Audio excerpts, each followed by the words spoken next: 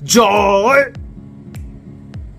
Doctor Yunus, এই slogan দেন। এখন আর এটা নিয়ে কোনো ভেজাল হবে না। আপনি যে কোনো জায়গায় ধাওয়াও খাবেন না, অথবা আপনাকে কেউ ডিস্টার্বও করবে না। বাট যখনই আপনি জয় বাংলা বলবেন, জয় বাংলা, জয় বঙ্গবন্ধু বলবেন, তখনই আপনাকে ধাওয়া দেওয়া হবে, দৌড়ানো হবে, পিটানো হবে, আপনি গ্রেপ্তার হবেন। একই দৃশ্যপট আওয়ামী লীগ সরকারের আমলও ছিল। তখন ইসলামী একটা স্লোগান, যদিও এটা জামাতের কি বলে স্লোগান হিসেবে পরিচিত, যে নারায়ে তাকবীর আল্লাহু আকবার, এটাকে আসলে জামাতের নিজস্ব কোনো স্লোগান, এটা একটা ইসলামিক স্লোগান, কিন্তু এটাকে দিলেই তখন আপনার উপরে জঙ্গি টঙ্গি তকমা দিয়ে গ্রেপ্তার করা হইতো। আর এখন এই যে জয় বাংলা, জয় বাংলাকে আওয়ামী লীগের নিজস্ব স্লোগান, বাট আওয়ামী লীগের দখলে নিছে। এখন এই যে জয় বাংলা বলে রাস্তায় নামতে গেলে কি হচ্ছে, সরকার খুবই হার্ড অবস্থানে আছে। এই মুহূর্তে আওয়ামী লীগের পুঙ্গি বাজানোর জন্য সরকারের পক্ষ থেকে যা যা দরকার ঠিক তাই করা হচ্ছে। এর মাঝখানে মাঠের রাজনীতিতে নতুন একটা পরিবর্তন আমরা দেখছি, যে বিএনপি এবং জামাত আওয়ামী লীগকে নিয়ে কে কার সাথে তলে তলে যোগাযোগ করতেছে, কে কার ভোট বাগায় নিবে, সেটা নিয়ে কিন্তু একটা কনফ্লিক্ট দেখা দিচ্ছে। এই সুযোগে আওয়ামী লীগ মনে করছে মাঠে নেমা যাই, মাঠে নেমা স্লোগান দেই, অথবা একটা মিছিল করি, যেন পলিটিক্যালি নিজেদের অবস্থান জানানো যায়। তবে সালাউদ্দিন সাহেব বলছিলেন যে জয় বলে এক জায়গায় 1.5 কিলোমিটার দূরে গিয়ে বাংলা বলে, এটা আসলে তিনি কোথায় শুনতে পেয়েছেন আমি জানি না। তবে আমি যতগুলো মিছিল দেখছি সেখানে জয় বাংলা একসাথেই বলছে। তবে আজকে প্রস্তুতি দেখেন, ঢাকায় যে কোনো ধরনের মিছিলকে, আওয়ামী লীগের যে কোনো মিছিলকে প্রতিহত করার জন্য সরকারের কিন্তু প্রশাসনের প্রতি স্ট্রং নির্দেশনা আছে, ডক্টর ইউনূসের কঠিন নির্দেশনা আছে। তো এই নির্দেশনার পরপরই আইন শৃঙ্খলা বাহিনীর গোয়েন্দা তৎপরতা অনেক গুণ বেড়ে গেছে। ঢাকায় একটা ঝটিকা মিছিলের প্রস্তুতি চলছিল, যে হঠাৎ করে রাস্তায় নামবে তারা। এখন আওয়ামী লীগের মিছিল কিন্তু বড় হচ্ছে, 2-4 জন নিয়ে না, 200-500-1000 মানুষও বিভিন্ন জায়গায় দেখা যাচ্ছে। তো সেই জায়গা থেকে যেন বড় ধরনের কোনো ঘটনা ঘটতে না পারে, গোয়েন্দা তৎপরতা হিউজ পরিমাণ চালাচ্ছে। আর এরকম গোয়েন্দা তৎপরতার মাধ্যমে রাজধানীর দারুস সালাম থানা এলাকায় ঝটিকা মিছিলের প্রস্তুতি নিচ্ছিল আওয়ামী লীগ এবং এর অঙ্গ সংগঠন, মানে ছাত্রলীগ, যুবলীগ যারা আছে। এই খবর আবার গোপনে পুলিশের কাছে ছিল, আর মিছিলটি দেওয়ার আগেই তাদেরকে গ্রেপ্তার করেছে পুলিশ। টেকনিক্যাল মোড় এলাকায় এ সকল নেতাকর্মীরা মিছিলের প্রস্তুতি নিচ্ছিলেন বলে জানা গেছে। ডিএমপির মিডিয়া পাবলিক রিলেশনস বিভাগের উপকমিশনার বলছেন যে বেলা 3:40 দিকে টেকনিক্যাল মোড়ে আওয়ামী লীগ এবং এর অঙ্গ সংগঠনের নেতাকর্মীরা ঝটিকা মিছিলের প্রস্তুতি নিচ্ছিল। খবর পেয়ে পুলিশের টহল দল দ্রুত ঘটনাস্থলে যায় এবং স্থানীয় লোকজনদের সহযোগিতায় তাৎক্ষণিকভাবে 12 জনকে গ্রেপ্তার করা হয়। পুলিশের উপস্থিতি টের পেয়ে অন্যরা পালিয়ে যান।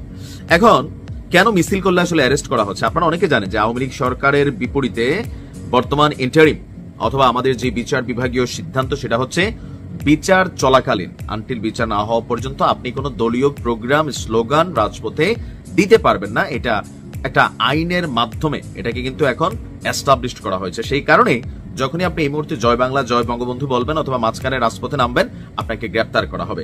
তো এর মাঝখানে কিছু কিছু জায়গায় কিন্তু ঝটিকা মিছিল হচ্ছে বা হয়েছেও। এখন আওয়ামী লীগের হঠাৎ করেই অনেকটা ডিমান্ড বেড়ে গেছে ডাকসু নির্বাচনের পরে।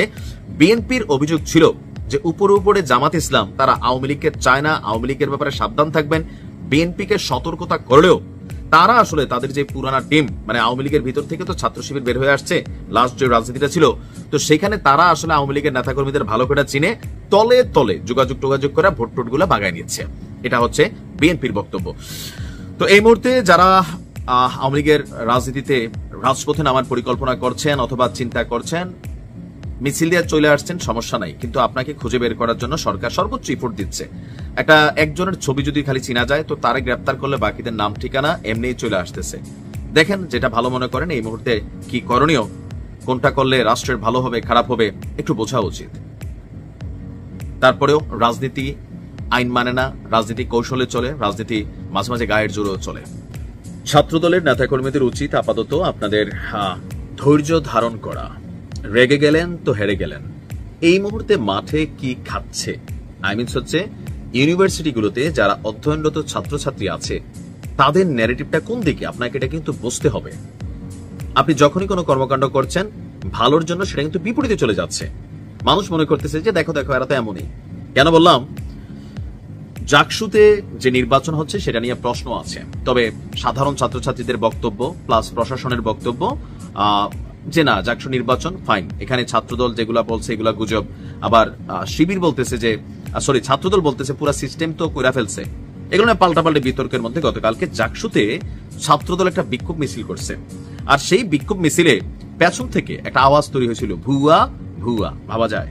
আমার আলোচনার বিষয়টা এখানে না, আমার আলোচনার বিষয়টা হচ্ছে অন্য জায়গায়, যে বিএনপিকে টেকনিক্যালি জামাত কিন্তু একটা রোস্ট করে ফেলছে। রোস্টের বিষয়টা কেন বললাম, আমরা যারা ইউটিউবার বা কন্টেন্ট ক্রিয়েটার আছি, আমরা একজন আরেকজনের রোস্ট করি, কিন্তু এখন জামাত যেভাবে রোস্ট করছে এটা ঐতিহাসিক একটা রোস্ট হয়ে গেছে।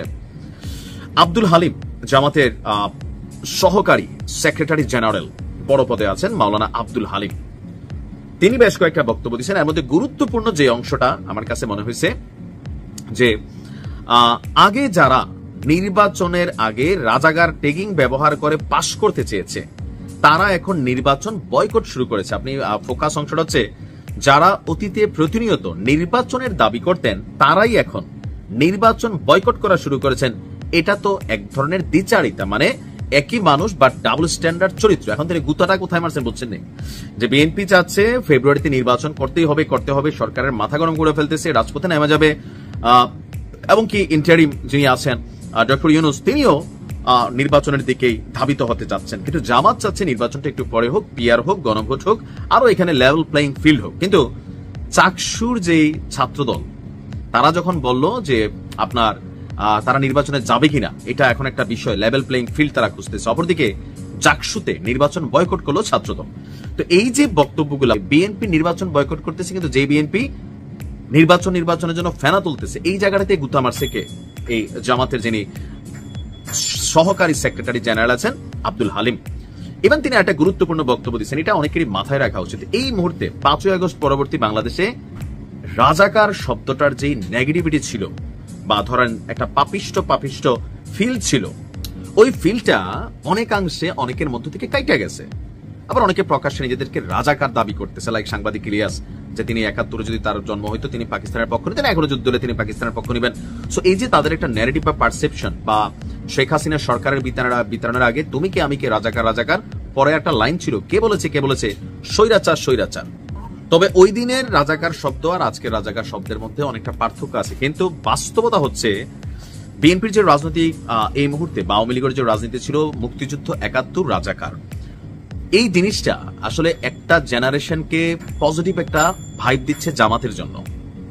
যতই বেশি রাজাকার শব্দটা সামনে আসা শুরু করলো, তখন আমার কাছে মনে হচ্ছে যে জাকসু নির্বাচন এটা কিন্তু একটা মাপকাঠি তৈরি করতেছে। ইভেন জামাত এখন বলতেছে কি, সরাসরি তিনি বলতেছেন যে রাজাকার ট্যাগিং বাংলাদেশে আর কোনো রাজনীতি চলবে না। মানে জামাত ইসলামকে রাজাকার ট্যাগ দিয়া যে আপনি তার ভোট ব্যাংক নষ্ট করবেন, জনগণকে বুঝাবেন, পাবলিক এটা খাবে না, তিনি তার বক্তব্যে বলছেন। কারণ এই রাজাকার ট্যাগিং এবং নাতিপুতির রাজনীতির কারণে অনেককে ভারতে পালাইতে হয়েছে।